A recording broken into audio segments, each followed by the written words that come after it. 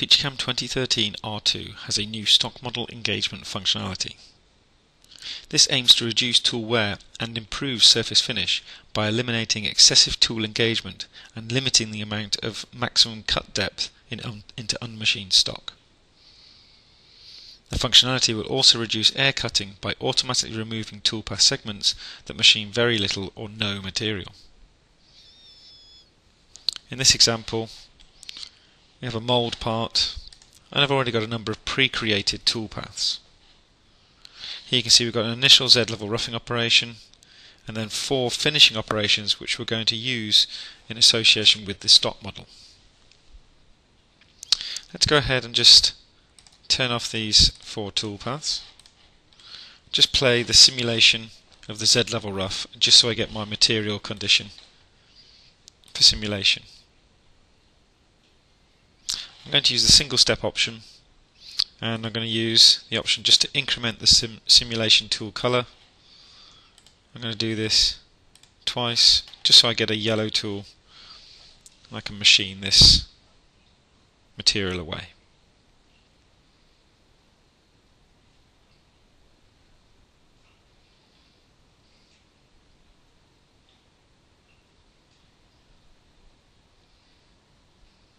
So machine to the bottom. I'm now going to choose from the view option simulation. I'm going to say use these results as a starting point.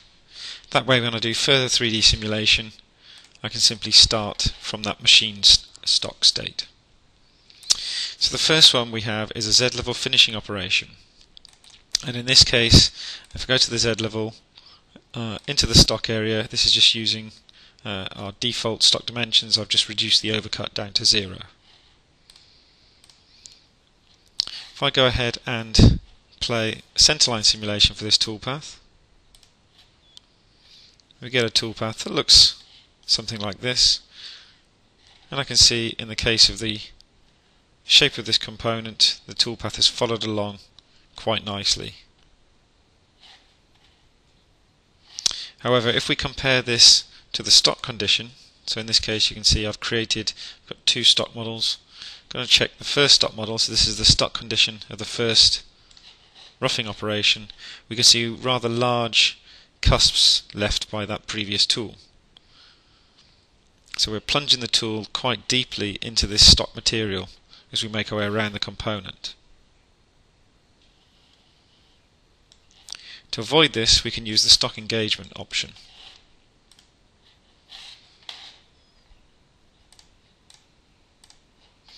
If I go to the next option and go to the stock tab, this time we're using the stock model at that operation state. Under the stock model options, I've chosen to use this option called use depth of cut. So these are the finishing parameters in relation to stock model options. In this case I've said cut no deeper than 0.5 mm. In this case we know we've got 1.25 mm left from the previous operation, so I'll cut up to 0.5 mm into those regions. If I accept that, play the centerline simulation for this toolpath, and then bring back my stock, you can clearly see the shape of the tool now following the shape of the cusps left by that previous operation.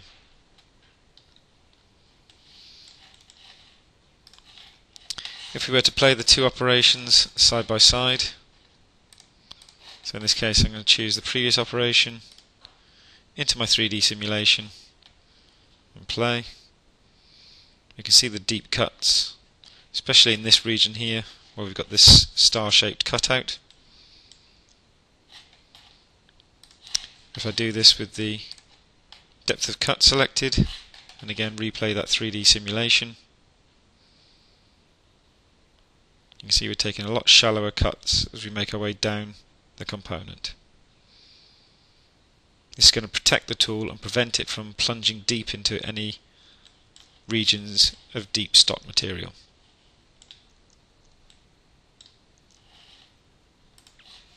Taking this a stage further, we can also reference these stock models And in this case I've pre-created one which is based on the general shape of the component, and with a 12mm ball nose I've just simply left some material on the inside of this star shape here. So this was a pre-created stock model.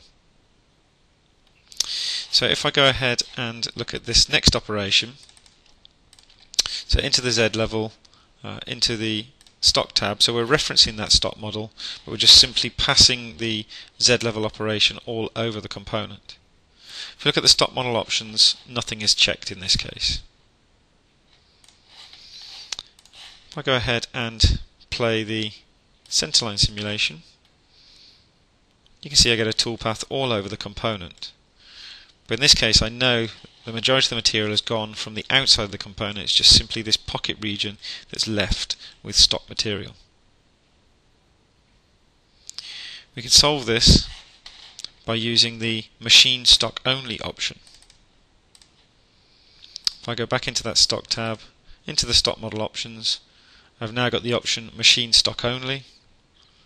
I can then use the option to detect material thicker than and identify regions of stock material greater than, in this case, this 0.2mm threshold value.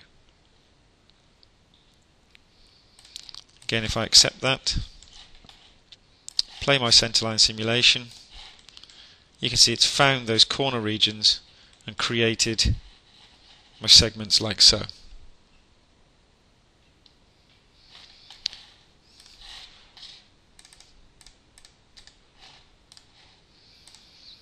Again, going further into that stock tab option, into the options, you can see you've got an option that says minimum length removed. So this will take out any particularly fragmented segments. If we make this value larger, we'll get more connected toolpath segments. So in this case, if I make this 100, apply, and OK. Replay my centerline simulation to calculate the toolpath, and I get those full segments, so it's connected those sections up to give me a nice consistent toolpath inside that region.